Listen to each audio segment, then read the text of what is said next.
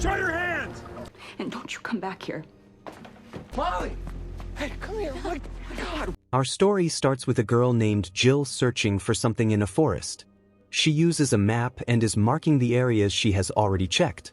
In the next scene, Jill is at home with her sister, Molly. As Jill is getting ready, Molly asks her to call a young man she knows. Molly says, "It's better to date a guy than to look for trouble. He might help you feel better." Molly pressures Jill to meet him, and then she leaves the room. After Molly leaves, Jill is lost in thought. She pictures herself lying on a bed with someone covering her mouth. Later, Jill is driving somewhere. Molly's car is parked in front of hers. Molly hands Jill her car keys and lets Jill take her car instead. As Jill drives Molly's car, she gets a strange feeling that someone is watching her. She looks around but doesn't see anyone.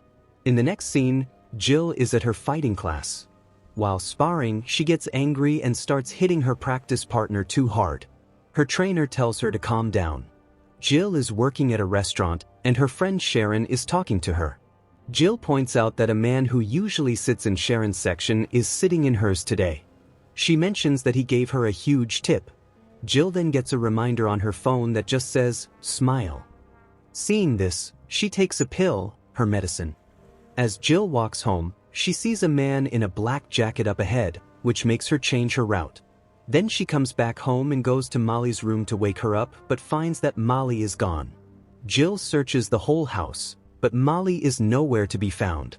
Jill sees that Molly's clothes are still there, which suggests that Molly didn't leave on her own. Jill grabs a gun from her bag and calls Molly, but there's no answer. Jill finds one of Molly's earrings on the floor.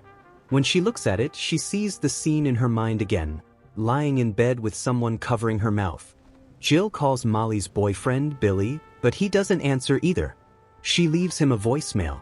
She goes to a photo frame to get a picture of Molly and notices that one photo is missing. Someone has taken it. Jill takes a file and goes to the police station. She tells Sergeant that he's back. He came back for me, but he kidnapped my sister instead because I wasn't there. Jill shows him the picture saying, "This is my sister, Molly. She moved in a month ago. The killer didn't know Molly lived with me." Another officer asks, "Why are you sure your sister was kidnapped?" Jill replies, "I spoke to her last night. She wouldn't leave without telling me. She has an exam today and hasn't even changed her clothes. She's wearing the same shirt and shorts from last night." Officer Powers says, "Jill, there are other girls in the city. Why would he only target you?" Jill says, "Because I'm the only girl who got away from him alive, and I know all his secrets. He has kidnapped many other girls." Officer Powers tells her, "This is all in your head. Go home and get some sleep." Then Officer Powers leaves. Just then Molly's boyfriend, Billy, calls Jill. Jill asks, "Is Molly with you?" Billy says, "No." Jill hangs up and tells the officer, she's not even with her boyfriend. Officer Powers insists, "Jill, you need to go home and sleep. Everything will be fine." Jill leaves. Officer Powers then speaks to Detective Hood about Jill. He explains, "Last year, a tourist found Jill in the forest. She was yelling that someone had kidnapped her, taken her to the woods, and thrown her in a pit. We tried everything to catch the kidnapper, but we found nothing in the forest." Jill couldn't even describe the man's face, which meant she was with him all day and didn't remember what he looked like. It made no sense to us. Detective Hood says, "I could spend some time with her to understand her." Officer Powers warns him, "Stay away from her. She's just obsessing over stories." The police believe Jill was mentally unwell. In the next scene, Jill is at her house when Molly's boyfriend, Billy, arrives. Billy asks Jill, "Have you heard anything about Molly?" Jill replies, "Not yet." Billy suggests, maybe she went with her science class. Jill argues, how could she go there in a nightdress? Billy says, "Okay, I'll go to her college to check."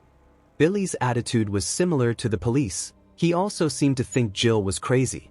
Next, Jill goes to her neighbor and asks, "My sister has been missing since last night. Did you hear anything strange?" The neighbor replied, "No, but you should ask the other neighbor. He hasn't slept at night since his wife died." Jill goes to the second neighbor's house and knocks. A man opens the door. Jill lies and says, "Someone stole my bicycle. Did you see or hear anything last night?" The man replied, "I heard something. A guy was honking his car, maybe around 1 a.m. He was parked in front of that house. It was very dark, so I couldn't see the person, but it was a blue van with a lock company's logo and 24-hour service written on it." Jill thanks the man and rushes home.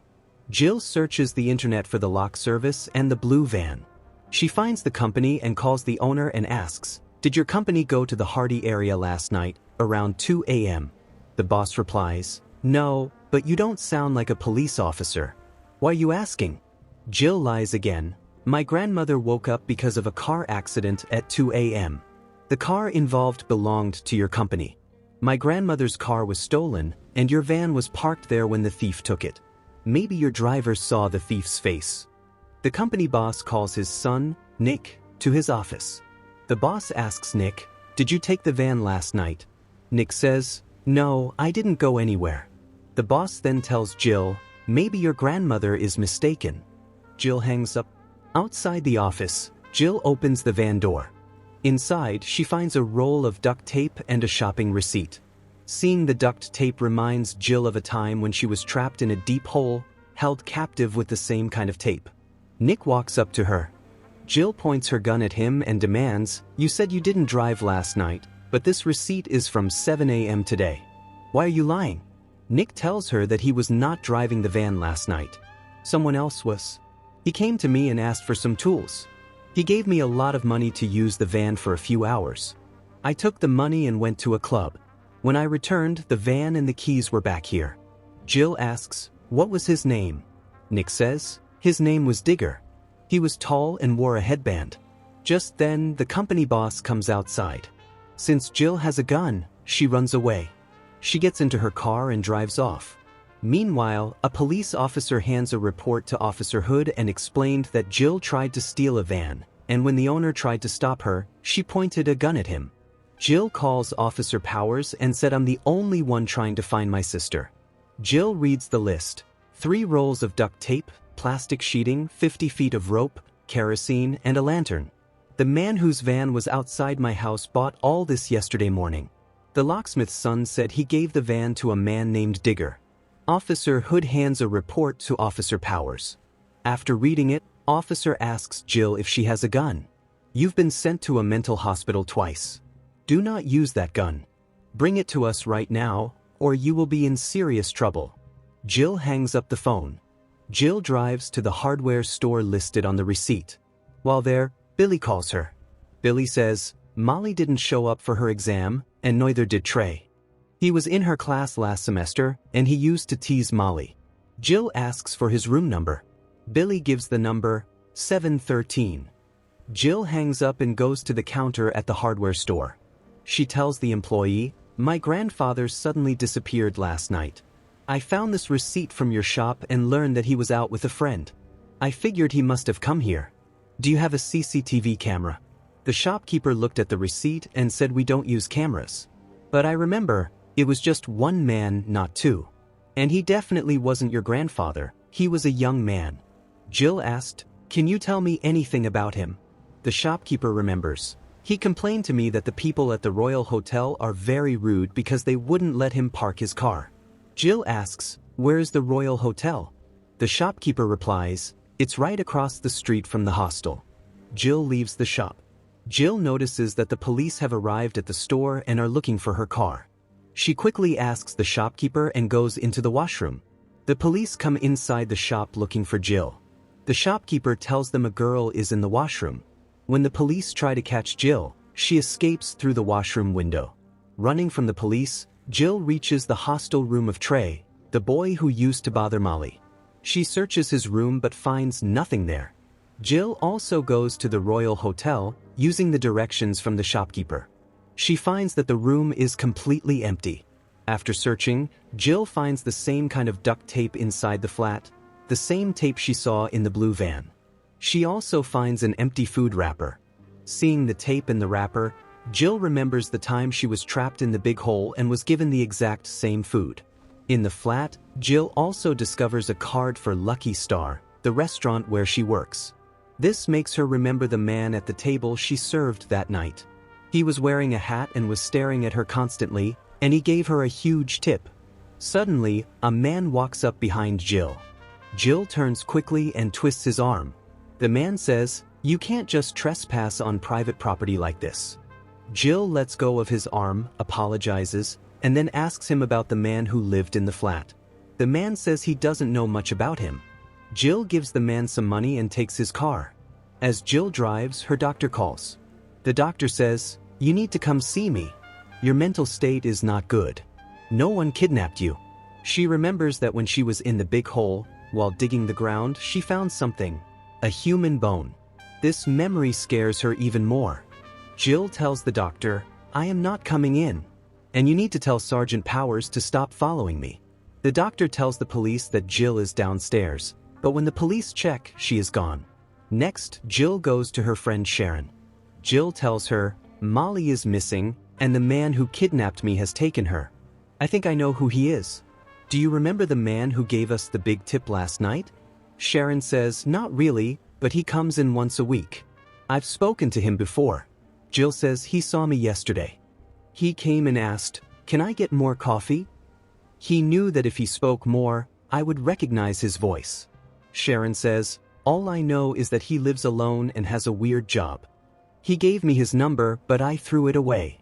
Sharon checks the trash and finds the sheet of paper with the number. Sharon suggests that, "I think we should give this to the police." Jill quickly snatches the paper from Sharon and rushes out. Jill drives away fast, and the police begin following her car. Jill quickly parks her car in a dark area and runs away on foot. She runs back to Sharon's house and asks for her car keys, but Sharon refuses. Jill pleads and Sharon gives Jill the car. Jill drives off in Sharon's car and calls the number Sharon found. Jill calls, "This is Jill. You know who I am?" A man's voice replied, "Sorry, I don't know what you mean." Jill says, "You are following me. That night, you came and sat in my section, and right after you left, you kidnapped my sister." The voice on the phone says, "Oh, so you're that poor girl who was kidnapped, and no one believed her? The police said you were lying and crazy. How about this? You meet me so you can see I'm not the man you think I am." Jill agrees. "Tell me where to meet you." The man gives Jill an address, and she drives to the location he specified. Jill reaches a thickly wooded area, a dense jungle. Just then Billy calls her. Billy said Molly is back. Jill demands, "Put her on the phone." Billy says she's taking a shower right now. The police were with Billy and had told him to lie to catch Jill. Jill doesn't believe Billy. Frustrated, Billy gives up the lie and tells Jill, "The police can't find Molly because of you. Come here, and maybe then the police can find her." Jill says, "I am going to the man who kidnapped me." After Jill hangs up, Billy tells the police that Jill is headed somewhere to find Molly. Officer Powers calls Jill and urges her to come back, admitting that Molly was only staying with her so Jill could avoid being hospitalized again. Jill ignores him and hangs up. The man on the phone calls back and guides Jill deeper into the woods, taunting her about her previous escape and the police's failed investigation. Jill tells him that she only escaped when she found a human bone while digging in the pit and used it to attack him. She demands to know what he did with the girl whose bone she found. The man simply replies, "Get out of the car and walk," then hangs up. Jill leaves the car and proceeds on foot. Meanwhile, Molly regains consciousness. She had been tied up and gagged. She manages to free herself and escapes the place where she was held. She emerges and finds herself at her own house, where the police and officers are gathered. On the other hand, Jill arrives at the tent and discovers photos of other victims. She shines her light into a deep hole, expecting to see Molly, but finds an old skeleton. The man appears, throws Jill into the hole, and attempts to attack her with the bone, but Jill shoots him with her gun. Wounded, the man reveals the truth. She's in the basement of your house. Jill climbs out, sets the tent and the man on fire, and races home. She finds a drugged but safe Molly, and whispers a command to her sister, "I killed that man. We are both safe now. Don't tell anyone anything." When Officer Powers questions her, Jill lies, saying her chase was only an illusion. The movie ends as an anonymous parcel arrives at the police station containing a map of the forest and photographic evidence of the man's victims, finally proving Jill's innocence and her story's truth.